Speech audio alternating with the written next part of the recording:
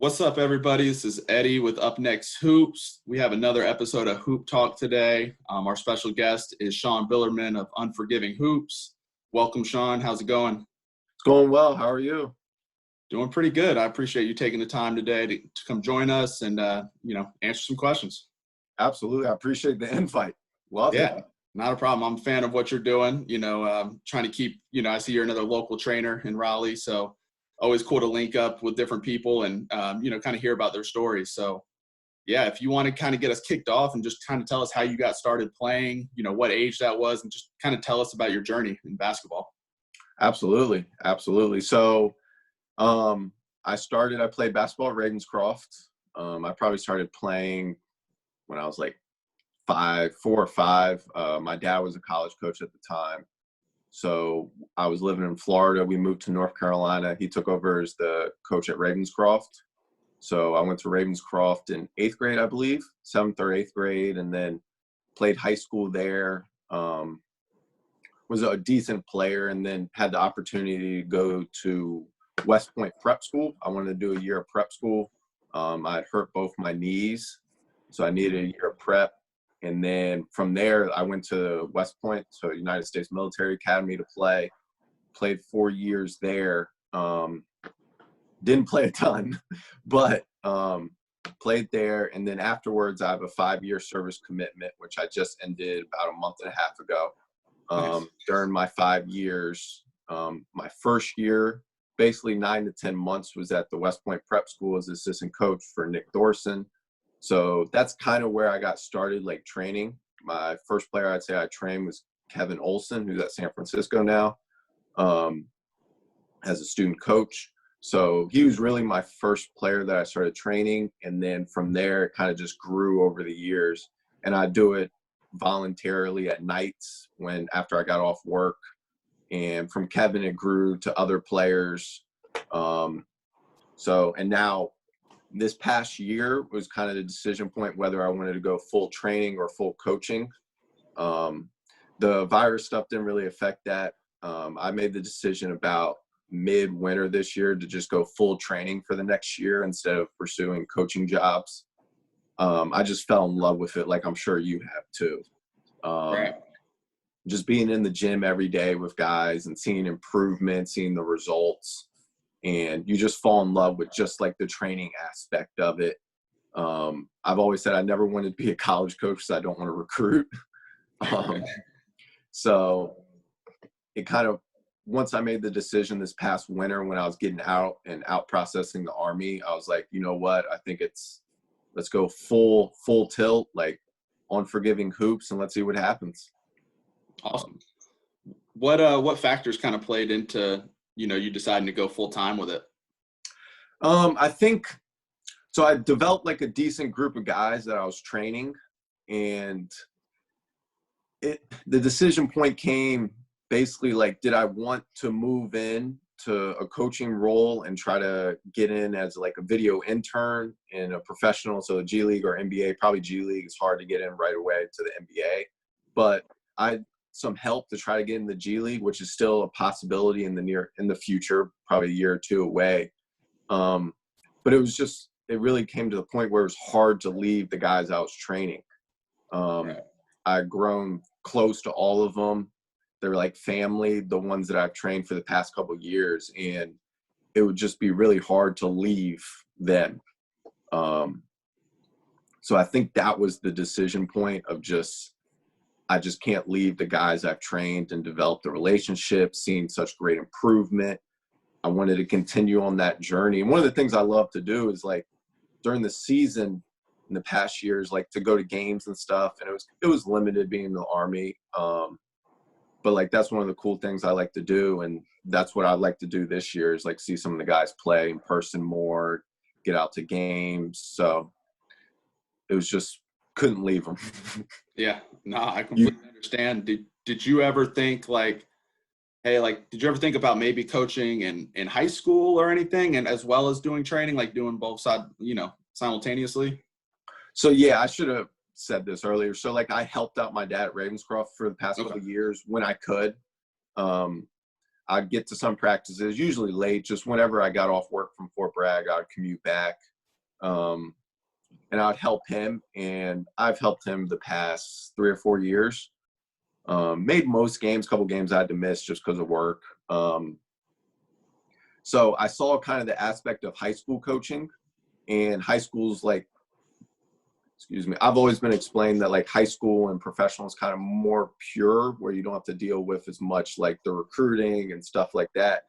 So I liked high school coaching, but it also like limited stuff that I wanted to do training wise on like weekends, at nights, because even though like the high school guys usually are gone, like some will still want to do training stuff, as you can probably say, like on weekends and stuff. College and pros are gone, of course, but you still got middle school and elementary kids that will still want to work out. So kind of seemed like the coaching route of coaching in high school would take up so much time that it could take away from training too, as you can Gotcha. probably describe better than I can. Yeah, for sure. So I know you mentioned like middle school, elementary school. Are you training young kids as well? So I've just started with a couple ninth graders and eighth graders. Before I hadn't, I was just very like time consumed, because I would have a couple hours at night. So I was very limited on who I would train. I'm starting to move towards middle school kids now, just because I have more time. Like I don't have to work. I don't have to drive anywhere. Like that was a huge thing. Like my commute back and forth was a couple hours a day. So that would take up a lot of time. Oh yeah. So now like the day's open. So once this stuff kind of passes by, hopefully soon, then yeah, I'll be more doing clinics, group stuff. In the past, it's been more like one-on-one player development. Yeah, that's what I was going to ask. I see a lot of your stuff online, on like Instagram and stuff, and I was going to ask if majority of it is one-on-one or small groups, or so. So you're planning though to get into like doing groups with the kids? Yeah, absolutely. The most really I've worked out is usually 2 to 3, and if we're doing 2 to 3, then it ends up being like one-on-one or competitive stuff. Yeah. But mostly the past couple of years, it's all been like individual stuff. So now, yeah, like I plan to have some clinics and like camps during the summers, like I'm sure you do too. Yeah. And then start doing some group settings, like 6 to 12 people, hopefully. So that's kind of the plan moving forward. I was going to start it a little earlier once I got out, but some stuff is with the virus, like limited gym space, as we both know. Yeah. Oh yeah. It's brutal right now. Yeah. No, I mean, I definitely think that's awesome that you're taking that kind of that leap and saying, "Hey, I'm gonna go full time with this." If you're unaware, I don't actually go full time. I work a regular sales job right now, full Oh, time. really? Do basketball on top of it, but yeah, I mean, I'd love to. It's been something on my mind for a while now, where I'm just like, man, I'm ready to take that leap. But Yeah. I love the job that I have, and I'm blessed to still be working during this whole this whole virus and stuff, and have like a steady income. So yeah, it's still something I'm like juggling with a little bit right now, but yeah, I'd love Yeah. to get into it full time eventually. So, because right now it's just time consuming with both, Oh, absolutely. it's a lot. It is. And like, I just thought that at a certain point, like some of the books I've read, like one of the ones that had impact on me was like, don't keep your day job. And that was like right when I was transitioning out. And I was like, I could go search for a day job, but I was like, let's just see what happens. I've saved enough knowing that like the first couple months I'd be okay. Like during my Army career, saved enough money. So in case I went into like a volunteer position for a professional team, Mhm. because at that point you're not getting paid much. Or if I try to be like a GA, which I decided against a couple years ago, but I tried to save to give myself the opportunity. Let's see how the summer plays out. Let's go full time and see what happens in the next 6 to 12 months with it. But yeah, it's a tough decision for Yeah, sure, whether to go full time or not. yeah, absolutely. So, kind of to go back a little bit, so doing some of my research prior to hopping on. I saw that during your time in Army, I saw you had like a little shootout with Steph Curry. Oh yeah. I saw that online. I was like, no way, you know. So how was that experience with like Team USA being there, and like, did you get to like interact with those guys, or was it real just brief? So they came basically for the day. Since Coach K went there, he brought Team USA there for basically a day event. So they ate lunch with us, the basketball team, and then that afternoon, like later afternoon, early evening, we had basically like kind of like a shooting stuff and just like hanging out with them on the court. It was really cool, and everybody talked, like they were very respectful, and like they talked to everybody on the team. At the academies, you usually have like 15 to 20 players more than most college teams, so they interacted with everybody. It was a incredible experience to like be around them, and then also be around like all the coaching staff. Yeah, So it was really cool my senior year at West Point. Yeah. that's an awesome way to kind of end college. Yeah. Sure. Did so you guys got to sit in on like a practice or? Yeah. So it was kind of like, it was open to the public.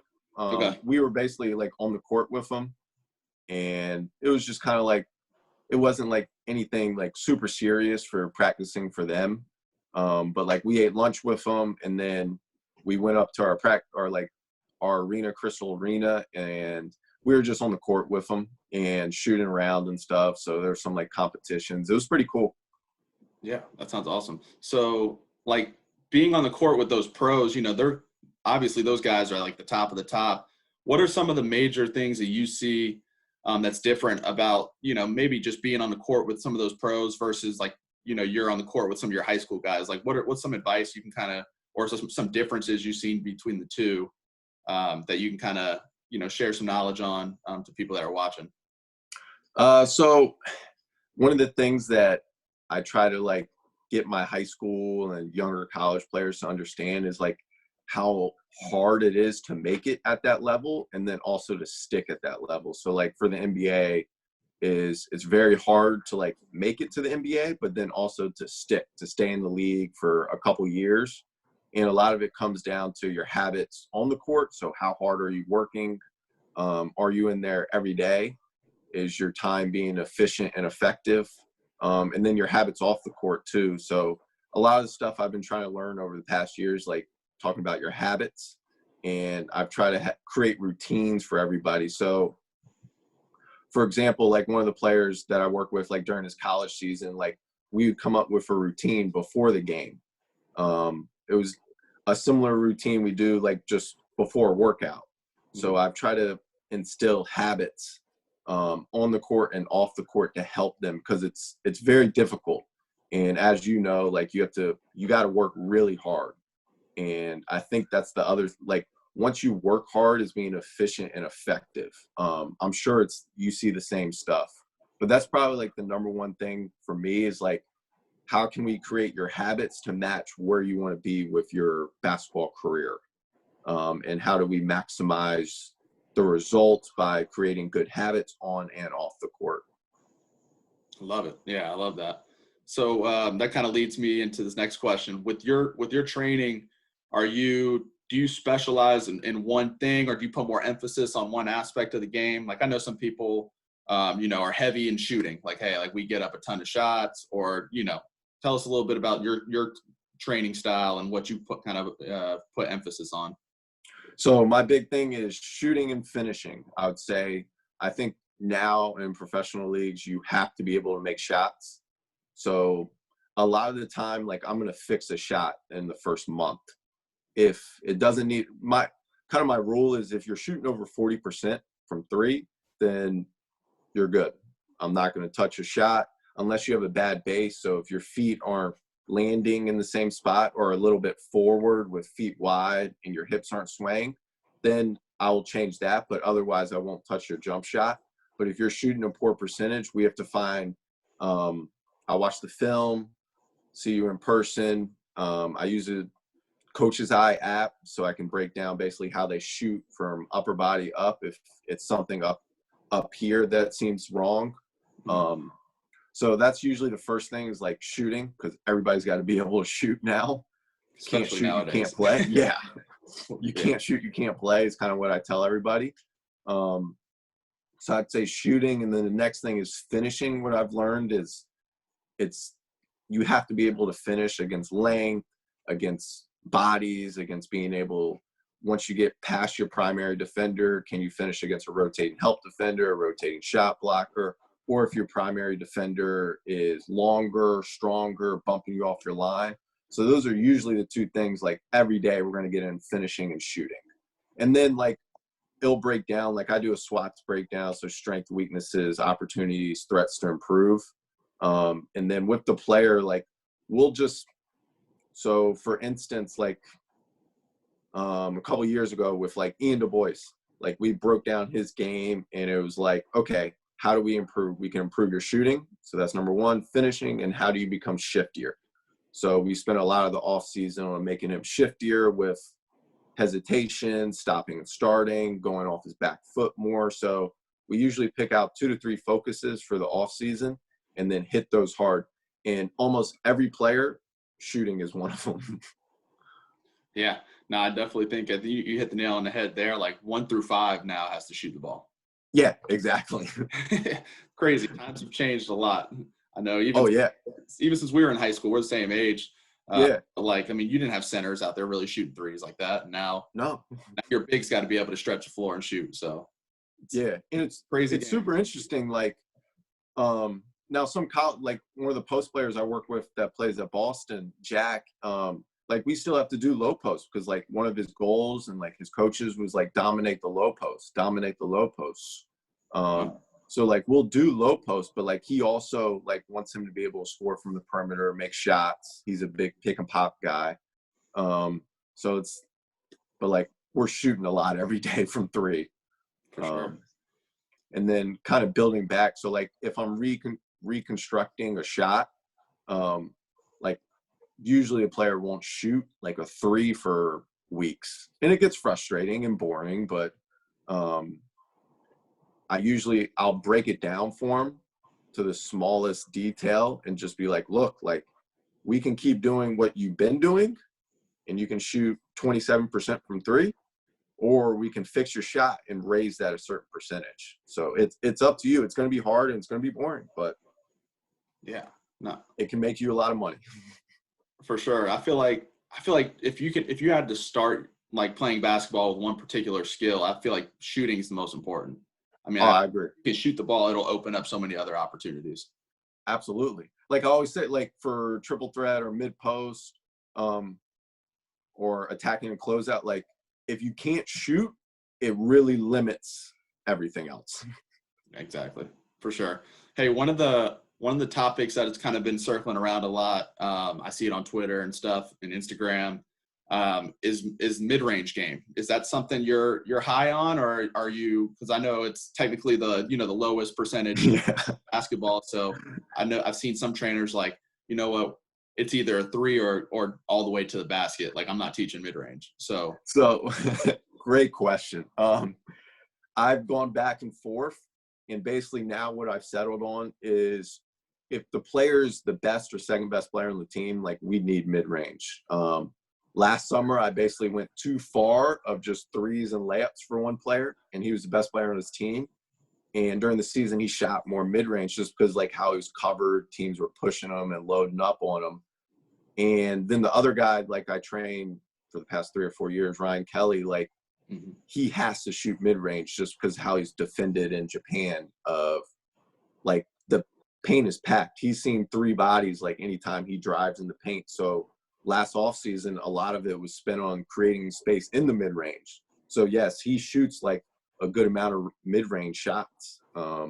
So I've gone back and forth, and now I've kind of settled on, depending on the player, like if it's a pure shooter, like Andre Dawkins, like we're not shooting really any mid-range shots. He'll shoot mid-range maybe at like the end of a workout, just to like, if he shot deep 3s, so like Dame, like range 3s, and then like I'll adjust his range up to shoot like mid-range spot ups, but barely any is like a shooter like that, like shooting a mid-range jumper. It's all like stuff off a closeout and not trying to get run off the line. But That's like a great question. That topic can go on for days. Oh yeah. No, I think that's actually a pretty good explanation. Like if you're one of the primary scoring options and the ball is going to be in your hand, then obviously you're going to put some emphasis on the mid range and at least being able to get to those spots on the court and knock it down. Yeah, everyone's argument is either it's useless or it's hey, look at Kobe, LeBron, Jordan. Yeah. They were all excellent, from the mid range areas as well. So yeah, it's definitely a fun topic, and you get different viewpoints like depending on who you ask. So. Yeah, like I saw a study Drew Henlon put out, who's like, he's somewhat like helped me. He's been like somewhat of a mentor to me and helped me a lot along the ways. And like one of his studies he put out was like, if you watch and study the best players, especially in the playoffs, like they shoot a ton, like they shoot a large majority of mid-range, like Kawhi, LeBron, and then of course Kobe during his prime, and like LeBron, like, so I think the best players on the team, you got to have it. Yeah, for sure. So you touched on working with Ryan Kelly, earlier, and helping him kind of prepare for, overseas play and whatnot. Is there a different approach you take since the styles are a little different overseas versus playing here? Absolutely.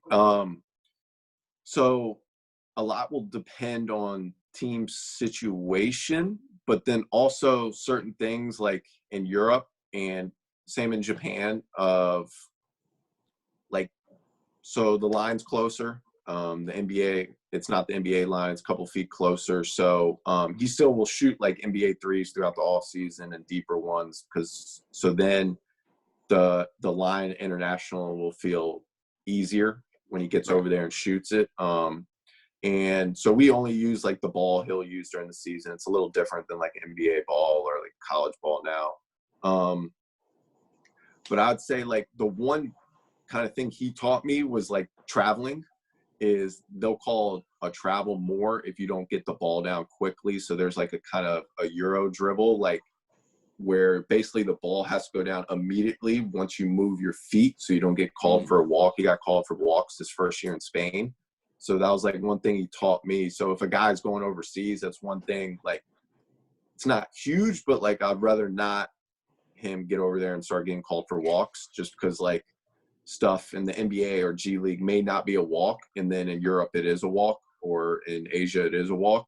And then also just kind of what I touched on earlier, like team dynamics. If he's going over there to be the best player, then it's a little different than if he was playing in the NBA, where it's more attacking a closeout or shooting off the catch, shooting off the move.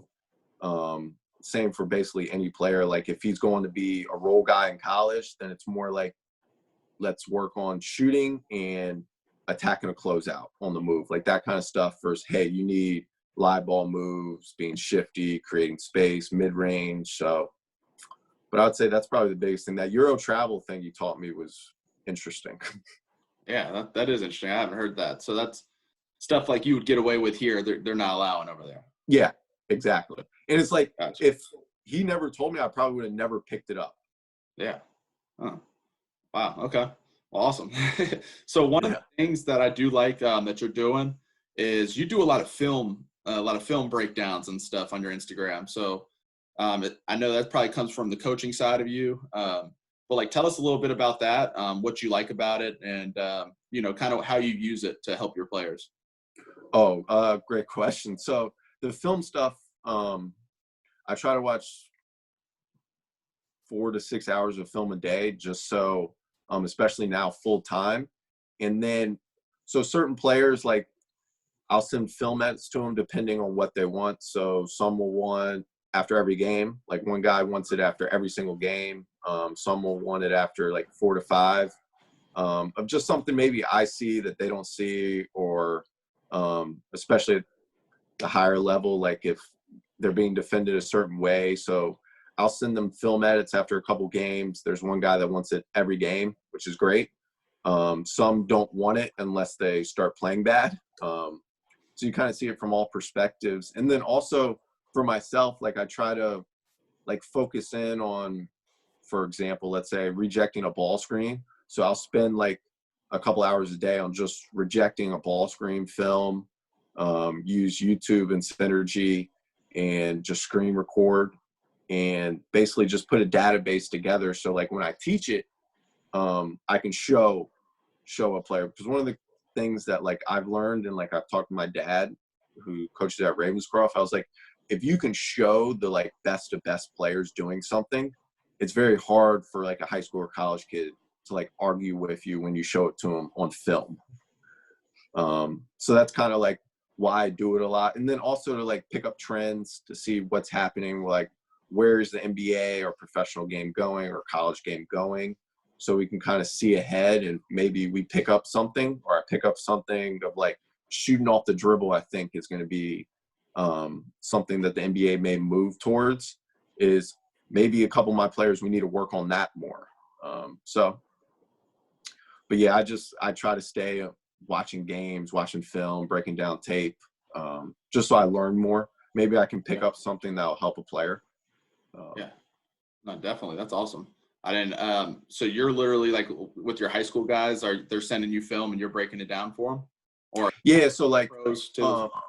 yeah, absolutely. So like now it's nice because in prior, for like Ryan, for example, in prior season, it would be like, I would use YouTube and stuff when his games were broadcast on YouTube. But this past season, everything was on Synergy, so I could watch every game. Or he would give me basically the game tapes after the season or during the season, and just share them with me so I could watch them. And then, so most like the college guys, like I can just watch on Synergy or something of that aspect, and then just screen record it, clip it, and then send them like a Dropbox file. And then high school, it's more like must have huddle. So YouTube too. So like I'll use YouTube for games. If there are games on YouTube, then I can just watch it later. And then screen record if I see something, and then put together. I use iMovie for everything. Mm-hmm. Very easy to use. And then I'll just send them like a couple minute file of something I see, and then they can agree to disagree. And then we'll talk back and forth, be like, oh, I don't think that like this and that. And then we can go further and see what can work. Yeah. Now, do you, with even with your film breakdowns, but with your training and stuff, are you more heavy, like focus on weaknesses versus strengths, or is there a balance there? Like, oh, good question. So I think that's difficult. I would like to hear your answer too. So I usually, like, I'll present it. So we'll go strength and weaknesses, of course, and then usually we go to weaknesses, pick out 3 that we need to improve that summer or off season. And then from there, we'll list them 1 through 3, be like, okay, if let's say number 1 was low post dominance. So are you dominant in the low post? And that's like a weakness, and that's what your team needs you to be good at next season. We'll prioritize that as number 1. And like, that's the main focus. But then also taking like a strength. So let's say shooting from 3 is a strength, and we'll add that to workout. So we're always going to do something like to improve your strengths, but really focus on 1 to 3 weaknesses off season. What is yours? It's a great question. I ask trainers and coaches all the time that same one. Very similar. We try to find, like you said, maybe like 2 to 3 weaknesses, and kind of like try to incorporate those often and frequently into the workouts, but also still spending time. Like if a guy's a great shooter, we still want to get up shots and still keep his strengths sharp. Yeah, absolutely. So, I mean, because the worst thing you can do is kind of get away from your strengths, spending, I think, too much time on your weaknesses, and then your strengths start to decrease, and you're not good of a shooter as you were before because you're spending so much time on this and that. So definitely, I personally believe there should be a balance between the 2. Absolutely. I agree 100%. I think that's a good way to put it. Like if you have a good balance and you can still improve your strengths and then focus on a couple weaknesses to really become your strengths for the next season, I think it's a good way to think about it. Like you said. Agreed. Here's another good question for you that I like to ask a lot of the trainers and stuff that I speak with. How important is both skills training and then just actually maybe hopping in open runs and actually, mixing? Oh, love this question again. So I think So for high school players, it's interesting, like not as many, and you can probably say the same and speak on it too, of like, you don't see as many high school players like finding enough pickup. That's kind of my big thing with high school players is during the off season. Like, I think we should get in 5 to 6 skill sessions, but you need to play pickup like once or twice, usually twice. And then maybe maybe like a day of one-on-one. So like one of the high school players that I work with a lot, like Brady O'Connell, like one of the things we talked about going into this off season, him going to Old Dominion next year, was you need 2 days a week, you need to go play pickup somewhere. Like you need to play. And then of course you need to play one-on-one. I think one of the things that helped him last summer is like he played one-on-one with like a lot of the college guys that I trained. And I think that helped him. So I think you got to play pickup like twice a week. And then college guys, it's funny, like they always want to play. Yeah. Like I saw your Instagram the other day about like high school, college, and pro like runs coming up. And I think that's like great. I mean, I think you have to have it. And like a lot of the pro players, like some will play usually after like a month. Like for Ryan, for instance, like when his season ends, he usually takes like 4 weeks off basketball wise, 3 to 4 weeks, because their season's 60 plus games. It's the second longest to the NBA. Yeah, he takes usually like 3 to 4 weeks off basketball wise. And then after about a month of basketball skill work, then he'll start like playing some before the season. So I think at early age, like I think you got to play. Yeah. Just to see the like skills translate. So like if you're working on something for 2 days, then go use it in a pickup game and see if it works. See what didn't work. And then like a lot of the time I'll try to watch, even if they go like I know some of my guys have gone like to play with Jay Coleman, D3, like last summer. And they would bring me feedback like this summer when guys go play somewhere. Like I think I've developed good enough relationships with all the trainers that like I can go there, watch the guys that like I train to make sure that it's like translating into a game. If it's not, then seeing like why does it not translate? Is it something I taught wrong? Is it something they're not doing well enough? And then we can kind of tweak it in the next workouts. For sure. Yeah, I agree with you. I think playing is very important too. Just because, like you said, I mean, we can spend all day in the gym, you know, whether you're just, you know, using cones and you know, through the motions, or like I like to get in there and kind of be a body and at least give them some absolutely realistic feel. But even with that, I mean, there's no help defender, there's nobody playing the gaps, or you know. So I think it's very important for them to take what we're learning in the gym and getting out there and open runs, as long as they're just kind of being smart with it. Because I mean, I wouldn't want, you know, a kid, say a high school kid, I'm training just to hop into a random open run with guys on the court who don't play, and you know that absolutely hurt you, or like, you know. So I think they should be aware of that and try to get into runs with other guys who play, rather than absolutely local park who has everything out there, just random people. And you know, you've been through it, I'm sure. You know, I remember in high school going to play at, you know, a local park, and you got like a football player out there that's just like being extra physical, or you know, taking guys out, you know, when they're up in the air for a layup, and you know, you got to be careful for absolutely. Sure. So, and that's kind of why, like the video you posted that you told me you saw that I had posted about the open runs and stuff, kind of wanted to do that and be a mediator, like kind of like a referee, and we're also going to run board, try to give it as much of a real feel as possible,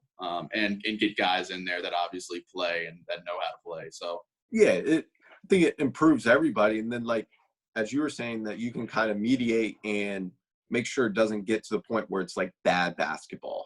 Exactly. Where it's just one guy coming up every time shooting. A ton of ISO ball or something like that. Yeah, and it's not good. So like with you mediating it and kind of controlling it, like it improves so much. And it gets more to a feel of a game.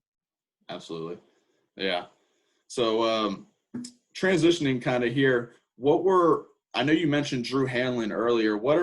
Who were some mentors or people maybe that you might have seen training that were kind of idols to you? Like who's helped you in the training game and kind of influenced you to do what you're doing? I would say Drew really has. Like I've been part of his mentorship programs, and he's like helped me more, like trying to get into, or like teaching a lot. He does so much teaching. Like I've gone out to his clinics. 2 summers ago, like I went out to Vegas for like pro scout school. But he's taught me a lot, and like his stuff is incredible. Like I think he's the best trainer in the world. So like him, and then a lot of it just started with like once like I started training the kid from Army, Kevin Olson, and then like Ryan asked me to start like training him. And then through time, a lot of it I've just learned from like training players. Like I'll pick up stuff. And then like I steal so much stuff from like online. Like every trainer I think does, like every coach steals X's and O's and concepts. Like I steal stuff from Drew. I steal stuff from Phil Beckner. Like Ryan worked with Rob McClanahan for a while. So like I'll take stuff from him. I see like Noah LaRoche. Like I try to take stuff from everybody. And if I like it, then I'll add it. If I don't, maybe I can tweak it to make it like how I would want it.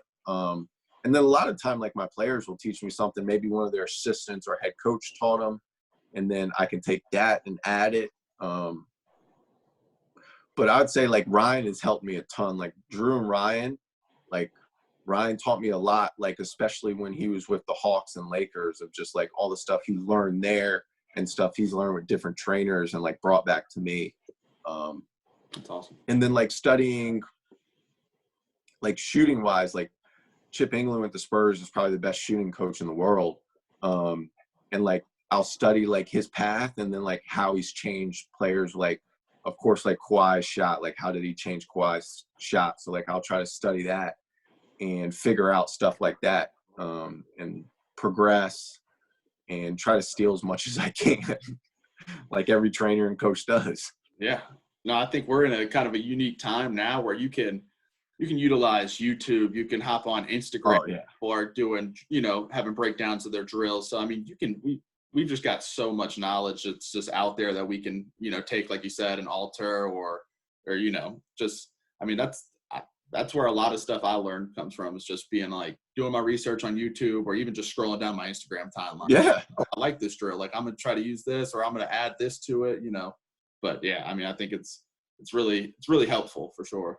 It is. Like I'll have like certain ball handling drills like I take from like Chris Brinkley, like, and I just call it that. Like I'll call it like Chris Brinkley X. Like if I took it from like his Instagram page, like that's what I'm calling it. Like my guys know that too. Like I usually send it to him of like, there's one like I took of like his ball handling drill, like Donovan Mitchell, and like I'll send it to the players I work with. Like, oh, we're gonna do this at some point. So yeah, like all the time, like I take stuff. Yeah. Like I saw Brian Burrell, like who I've known Brian for a couple years now. Like I saw a ball handling drill he did on the Hoop State Network. I was like, oh, I'll probably take that. Yeah. Was that the one he just did with Carter? Yeah. Yeah, I saw that too. I was like, oh, I like that. Yeah. I like that. I was like, oh, like 25, 25, and 25. Yeah, and time it. I was like, oh, I really like time drills. Yeah. So like when I saw it, I was like, oh, I'll probably try that. Yeah, I mean the time holds them accountable and forces them to compete at a high pace. So yeah, absolutely. I like that one a lot too. I was just watching that yesterday. So yeah, like I saw it last night, and I was like, huh, that's good. I like it. Yeah, of course. So hey, kind of to wrap up here in a little bit, what are some things that what are some goals of yours that you're looking to? Because I know you're kind of just getting into the full-time space. So what are some things after this all clears up that you might have, on your radar, or some goals that you want to accomplish? Is there anything in particular that you feel like sharing? So I think one of the biggest ones is just like, I want the guys I train or I have been training to like see better results. So like one of the things I take a lot of pride in and is just what goals, and like I'll set the goals with them, and like they'll set it with their coaching staff, and like we kind of talk about what goals. So like a lot of time, like the goals I have is like the goals for X players, like MVP of your league. Like if that's the goal, then like that's my goal too. So kind of for the players, it's like, how do we get the results that you want? So a lot of my goals are based off of that. And then of course to grow Unforgiving Hoops more. And I want to start clinics and camps is one of the goals I've had. I'm about to release my website soon.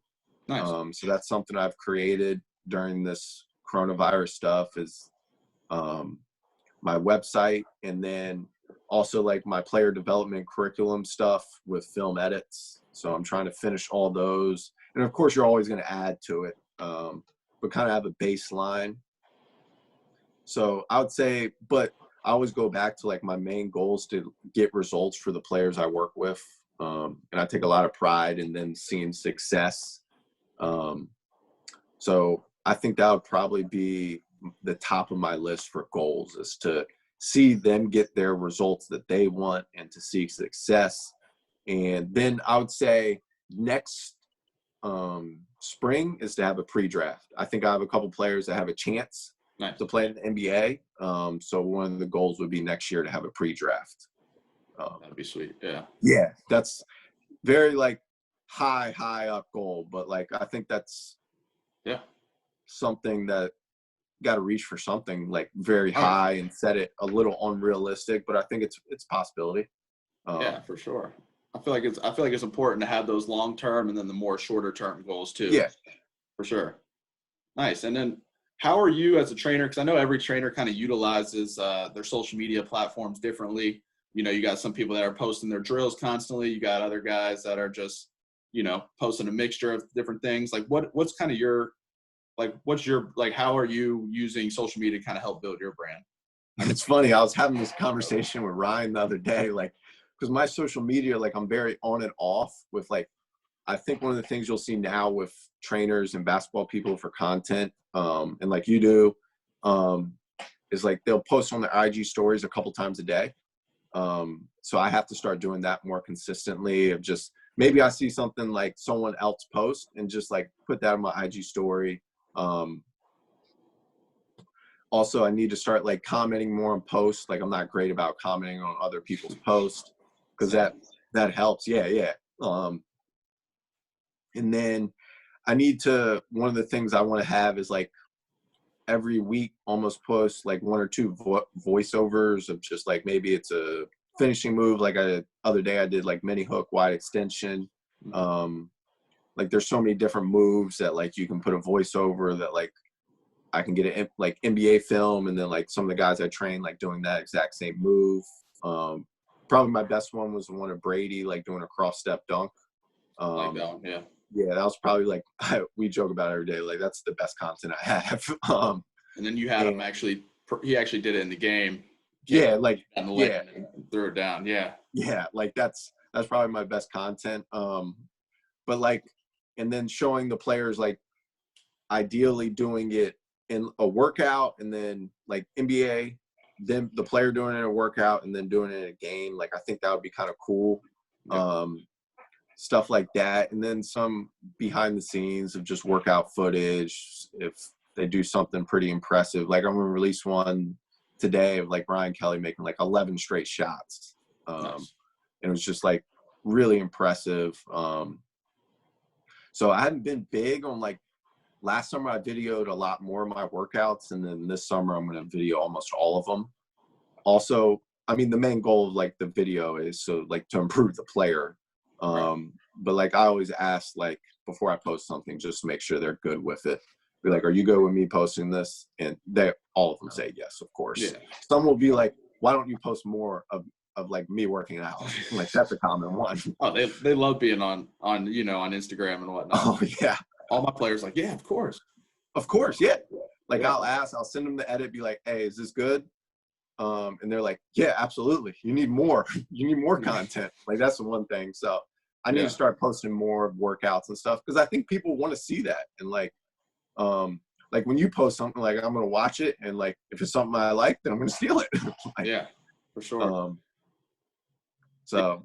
Yeah. Have you done with the whole quarantine thing? Like, have you, because you're still training your guys, right? Are you guys just moving to outdoor courts, or are you doing full training? Like outdoor courts, kind of find a court. I have a decent connection that's allowed me to use a private court. Just not as many guys, and it's very limited of who can be there and who can be around. Right. So I think hopefully parks open up. I was at parks for about a month before they closed. So I'm hoping the parks will open up tomorrow. I think tomorrow they said, night. yeah, And tomorrow their parks are back open. So that'll be that helpful. would be, yeah, very helpful.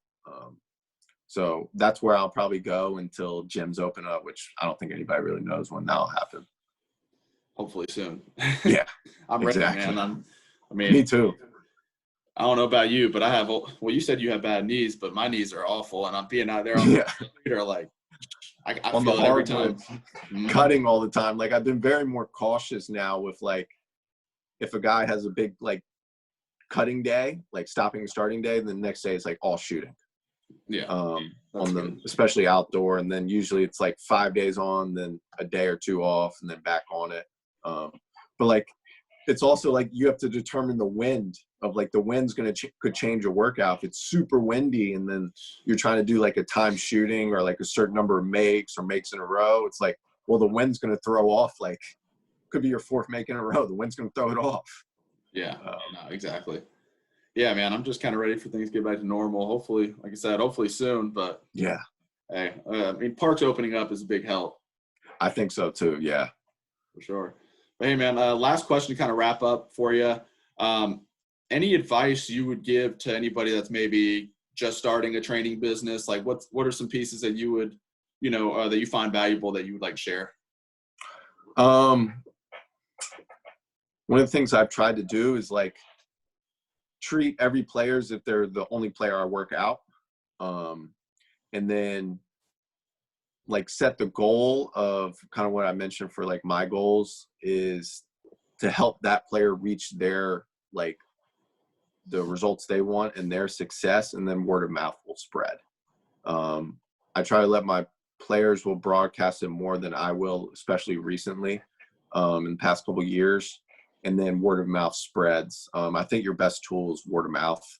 I think you probably see that too, is like if one player says, hey, like this trainer is really good, then like someone else is going to contact him or go to him. And from there you can kind of grow it. So I think getting results for the players that you work with now, or maybe it's just the one player you work with, and getting that player results will then lead to other players from word of mouth is kind of how I can like done in the past couple of years. Awesome. Well, yeah, man. Hey, it's been great talking with you. If you want to tell everybody where they can kind of find you on social media. Oh, absolutely. So at Unforgiving Hoops on Instagram, and then I'm going to be releasing my website on there, so it'll be on my bio. And then my YouTube is Unforgiving Hoops also. So I have some player development curriculum stuff on there, and I'll keep releasing stuff on YouTube and Instagram. But I really appreciate you having me on. This was awesome. Yeah, man. No, I appreciate it. Stuff. Yeah. Great stuff. Talking to another trainer in the area that's really good, and just creating that connection. I mean, I think it's great because now, like, when you start having runs, like some of the guys I train will come to those runs. Like, I think it's great. Like, I don't think a lot of the trainers try to compete like too much. And like, I think if we all are on the same page trying to get players better, then like everything else will take care of itself. Like there's so many basketball players. There's so many people that want to play basketball. Exactly. That's kind of how I look at it too, man. I feel like, as trainers, we're all a community, we're all in there for the same reason, which is to better the player. I know there's some people that feel differently, that may not, hey, I don't want my kids training with another trainer. Yeah. But I just think that's kind of silly. I love when a kid trains with me, and then, they might go train with you, and we both have different teaching philosophies. So they might learn something from me, and then they go to you and they're learning something completely different. I think it only just benefits, it's the player. So. Absolutely. Like I've had players train with me and somebody else, and like I'll talk to that trainer and be like, hey, what are you doing with them? Like Michael Corey would train with like Jay, and I'll be like, what'd you do with Jay? Or I ask Jay like what he did with Mike. So like I know to like tweak our workout. So like I think it's great. Yeah, it's awesome. For sure. But hey, man, it's been great. Appreciate your time. We'll definitely stay in contact. I'll be interested in stuff with you in the future. So maybe once this all kind of clears up, we can kind of collab on some stuff, and we'll definitely stay in touch. Absolutely. Love it. Thank you. I appreciate it. Yeah, man. Hey, I appreciate it, Sean. And that's a wrap for Hoop Talk for today. Be on the lookout. I've got another guest coming next week. I'll post about that soon, but otherwise it's a wrap. again, thanks, Sean, for everything. It's been Thank you. a good time. Appreciate it. All right. See ya. See ya.